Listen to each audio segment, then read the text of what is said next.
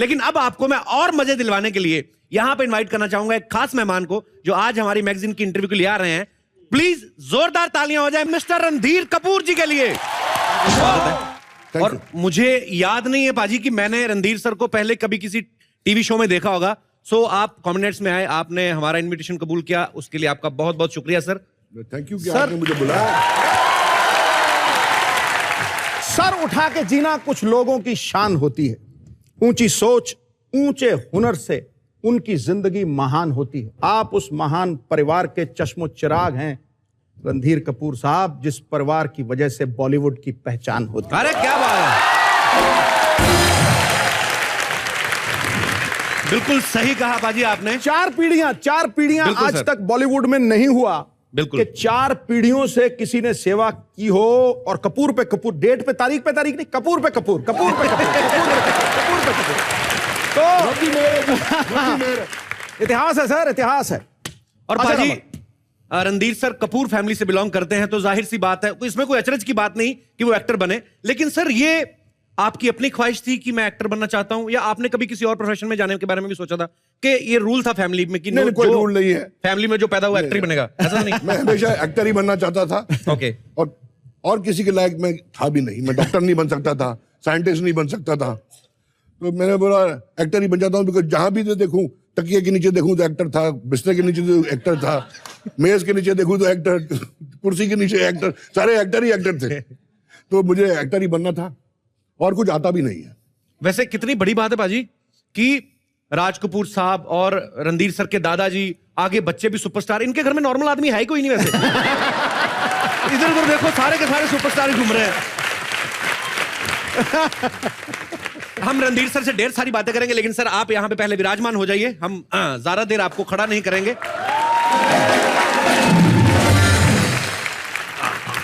अच्छा रणधीर सर, आपके अगर फैमिली की बात करें तो आपका नाम, ऋषि सर का नाम, डब्बू, चिंटू, चिंपू, फिर अभी बेबो, लोलो। तो सर ये जब नाम रखते थे तो फैमिली मीटिंग हुआ करती थी कि किसी एक ही जन ने सबके नाम रखे? ये गलती मेरी है। कैसे? नहीं, पहले तो मेरे बाप ने शुरू की थी जी। हमारे घर में एक सफेद कुत्ता होता था जिसका नाम था डब्बू। अच्छा। और जब मैं पैदा हुआ था, इत्तेफाक से मैं भी बहुत गोरा था। तो मेरे बाप ने मेरा नाम डब्बू रख दिया। और ये पंजाबियों की खासियत होती है जी कि अच्छे भले नाम को तोड़ मोड़ के बना लेते हैं। तो ये गलती हम आगे जाके कभी नहीं करेंगे। नहीं सर, ये गलतियां होती रहेंगी। मेरे परिवार में भी हुई। जब मैं पैदा हुआ तो मेरे बाबा शहरी पी रहे थे, वो लेडीज वाइन होती है ना, तो पीते पीते थोड़ी, जब तीसरे चौथे पे आई तो उन्होंने कहा जी इसका नाम क्या रखना, कह रहा है इसका नाम भी शहरी, कटाक। चल। मैं भी करिश्मा का नाम विस्की रखने वाला था, बट मुझे बबीता ने रखने नहीं दिया। तो बड़ी इंटरेस्टिंग बातें हो रही हैं बाजी, मजेदार। अच्छा रणधीर सर, एक बात बताइए, आप द ग्रेट राज कपूर साहब के सुपुत्र हैं। जब आप फिल्मों में आए तो आपके ऊपर कितना प्रेशर था सर इस चीज को लेकर? पहले तो जो पहली फिल्म मैंने बनाई कल आज और कल जी, उसमें मेरे पिता श्री राज कपूर जी मेरे पिता का रोल कर रहे थे। Okay. मेरे दादा जी पृथ्वीराज कपूर जी मेरे दादा का रोल कर रहे थे। और वो बहुत बहुत महान कलाकार थे और मैं कुछ भी नहीं, जरा सा। तो जब मैं पहले दिन शूटिंग पे उनके साथ गया तो मैंने बोला जी ये सीन है और अब आप लोग कर दीजिए। उन्होंने बोला ये क्या मतलब है? उस फिल्म का डायरेक्टर भी मैं खुद था, वो मेरी फिल्म डायरेक्शन थी। तो उन्होंने ये नहीं होता ऐसे, हम ऐसे कलाकार नहीं है, तुम हमको करके दिखाओ। अच्छा। मैं पृथ्वीराज कपूर को क्या करके दिखाने वाला हूं? वो तो हंसेगा, 2 थप्पड़ मार देंगे। और अगर कोई दूसरा सोचेगा या सुनेगा वो भी हंसेगा। उन्होंने बोला नहीं, ये करके दिखाओ। तो मैं अपने पिताजी के पास गया कि आप जरा कुछ बोलो, आप कर दो तो मैं बता देता हूं कि कैसे करना है। नहीं बोले तुम मेरा भी करके दिखाओ।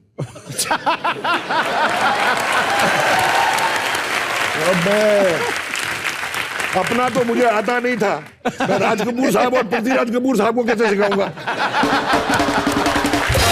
अच्छा रणधीर सर, एक बात और मन में थी कि कपूर फैमिली ने कुछ 4 पीढ़ियों से राज करते आ रहे हैं आप बॉलीवुड पे, तो हमेशा लड़के ही फिल्म इंडस्ट्री में आए, लड़कियां कभी फिल्म इंडस्ट्री में नहीं आई। तो आप इस बात के खिलाफ थे कि लड़कियां नहीं आनी चाहिए? बिकॉज मैंने नोटिस किया बबीता मैम भी जब फिल्मों में आई, बाद में आपसे शादी हुई, उसके बाद वो भी फिल्मों से हट गई, घर पे बैठ गई। तो इसके पीछे क्या रीजन है सर? मतलब शुरुआत भी आपने की, ऑफ कोर्स करिश्मा बाद में आई फिल्मों में, करीना आई। बताना चाहता हूं, ये लोगों का ख्याल है भ्रम कि हम लड़कियों के अगेंस्ट हैं, कि हीरोइन के अगेंस्ट हैं। अगर आप देखे जाएं तो शमी कपूर की मेरी चाची गीता बाली भी एक्ट्रेस थी जी, मेरी चाची जेनिफर कैंडल, शशि कपूर जी की बीवी, वो भी एक्ट्रेस थी। मेरी बीवी बबीता, वो भी एक्ट्रेस थी जी। नीतू सिंह, उस टाइम नीतू सिंह, आज नीतू कपूर जी, मेरे भाई ऋषि कपूर की बीवी, वो भी एक्ट्रेस थी। तो अगर एक्ट्रेस से अगर हमारा कुछ खिलाफ होता कि ये बुरी चीज है, तो हम खुद शादी नहीं करते उनके साथ। ये भी सच है। बिल्कुल। तो जब मेरे बच्चों ने बोला कि हम काम करना चाहते हैं, मैंने बोला जरूर करो, ये तो बहुत अच्छा काम है, ये तो हमारा खानदानी पेशा है। फिर आपका दूसरा सवाल कि बबीता को आप मैंने घर में रख लिया शादी करने के बाद। शादी के बाद घर में रखते हैं ना बीवी को, बाजार में तो नहीं बता देते।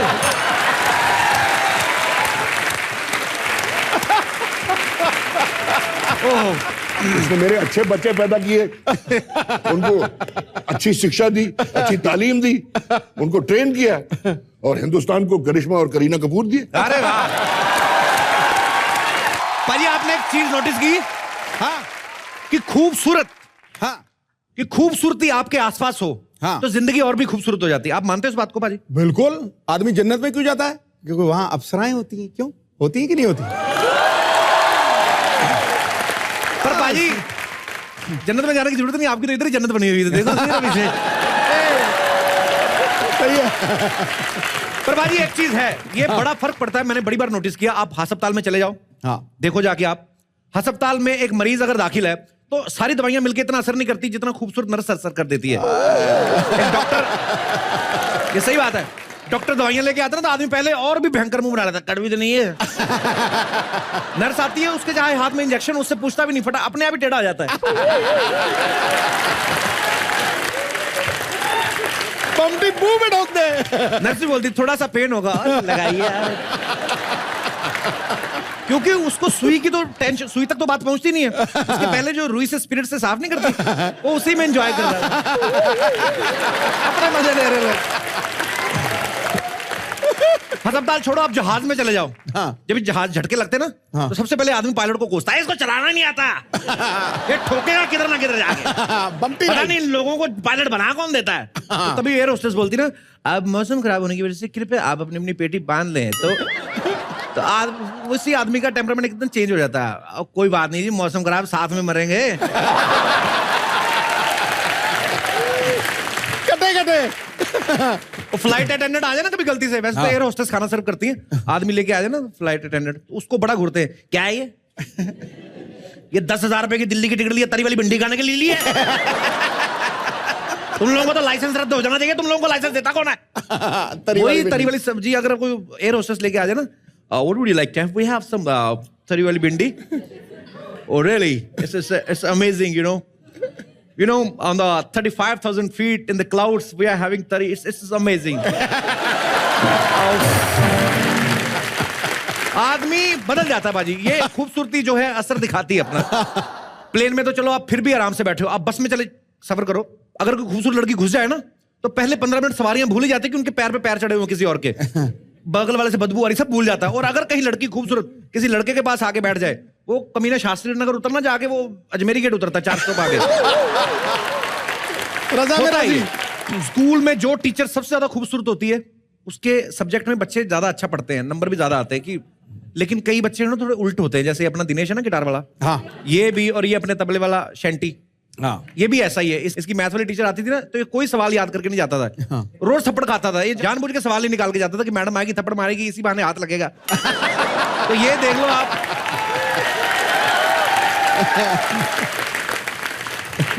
थप्पड़ खा खा के कलाकार बन गया, अभी सारी फ्रस्ट्रेशन तबले पे निकाल रहा है।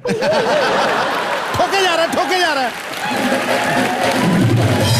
और वैसे भी बाजी सुंदर लड़कियां समाज का भला करती हैं। हाँ, सुबह उठ के जॉगिंग करने जाती है एक लड़की, उस चक्कर में 12-15 लड़के वैसे निकल जाते हैं, फिटनेस कॉन्शियस हो जाते हैं। लड़के तो छोड़ो, 2-4 अंकल टाइप भी बेचारे जिन्होंने पार्क के 2 चक्कर काटने होते हैं, वो इस चक्कर में 4 काट जाते हैं। जिम चले जाओ आप, लड़के लड़कियों के चक्कर में ज्यादा जिम ज्वाइन करते हैं, उनको एक्सरसाइज की पड़ी नहीं होती, ये देखते कि शीशे में कौन सी लड़की एक्सरसाइज कर रही है, ट्रेनर ने बोला भी कि डंबल उठा के यहां तक लेके जाना है, वो ऊपर लेके जाएंगे तो दिखेगी नहीं, यहीं तक रखते हैं, सामने लड़की नजर आ रही है। 3-4 साल यहीं तक करते रहते, गलत मसल निकल आते बाहर, बॉडी पता नहीं कहां से क्या बन जाती, फिर यूं करके घूम रहे होते हैं।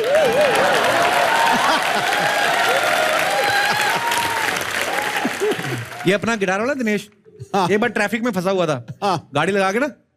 अच्छा, ट्रैफिक में आप फंसे हो ना, अगर अगल बगल आपके रेडियां और ये वो स्कूटर पैं चीज तो टाइम पास नहीं होता। अगल बगल में कोई गाड़ी आ जाए अच्छी या पीछे आ जाए तो आदमी खुश हो जाता है। ये गाड़ी चला रहा, पीछे एक लड़की आगे खूबसूरत बैक मिरर से देख रहा है उसको, वो भी स्माइल कर रही है, इसने भी कर दिया। उसने बाद में हाथ हिलाया, इसने भी हिला दिया, 2-3 बार हाथ हिलाया, ये हिलाता रहा, वो उतर के बाहर आ गया, अंधा है ये, लाइट इससे ज्यादा हरी नहीं होगी, आगे मर जाके। कहने का मतलब कि आदमी का नेचर चेंज हो जाता है बाजी। मैं यही बात अपने दर्शकों से पूछना चाहता हूं कि अगर आप सपोज बाजार जाते हैं, बैंक जाते हैं, कोई भी काम करने जाते हैं, आपको किसी लड़की से डीलिंग करनी पड़ती है, तो आपके बिहेवियर में क्या चेंज आता है? कोई विशेष टिप्पणी करना चाहेंगे इस मौके पे? जी भाई साहब आइए, इनके लिए जोरदार तालियां अल्ताफ राजा जी के लुक अलाइक। सर जैसे कि आपने बताया कि बस में अगर हम खड़े भी रहें जी तो खूबसूरत लड़की अगर आ जाए तो जी। हमें तो नहीं पूछते, लेकिन उनको अपने बगल में बैठा लेते हैं। तो आपको इस बात का गुस्सा आता है? गुस्सा आप आता- कुछ विद्रोह करना चाहते हैं? आता आप है ना गवर्नमेंट सर? से अपील करना चाहते हैं कि ये सब नहीं होना चाहिए? और अगर बाहर- आप सीट पे बैठे हैं, कोई लड़की और एक लड़का आ जाए तो आप किसको बिठाएंगे? लड़की। तो फिर आपको इस बात पे गुस्सा भी नहीं आना चाहिए? गुस्सा भी आता है ना सर, यूनिवर्सल ट्रुथ है। क्योंकि वो खूबसूरत होने का फायदा उठाती है ना। तो आपको क्या लगता है कि उनको अपने खूबसूरत होने का फायदा नहीं उठाना चाहिए? नहीं उठाना चाहिए, लेकिन उतना नहीं उठाना चाहिए। आप भी एक बार ट्राई करो, स्कर्ट पहन के मुझे साफ करके, क्या पता आपको कैसा ट्रीटमेंट मिलता है। मुंबई में सर कहीं जाना हो, एड्रेस किसी से पूछना हो तो बोलता टाइम नहीं है। अगर कोई लड़की खूबसूरत पूछे तो उसको छोड़ के आते हैं वहां तक। तो तू ऐसा कर यार, आराधना कर, अगले जन्म में लड़कियों बनना। बंद। तो आप दिल से चाहते हैं इन सब चीजों में बदलाव आना चाहिए? आना चाहिए सर। कैसे? मतलब अगर आप लड़की रास्ता पूछे तो उसको भी मना कर दें लोग, नहीं, भाईचारा खत्म ही हो जाए? जिस तरह हमको बताते हैं उस तरह उसको भी बताएं। आपको कैसे बताते हैं? टाइम नहीं है जा। ऐसे बोल देते हैं? तो आप किस दिन टाइम निकाल के सारे रास्ते पता क्यों नहीं कर लेते? क्यों पूछते हैं लोगों से आप? कहां से आए आप?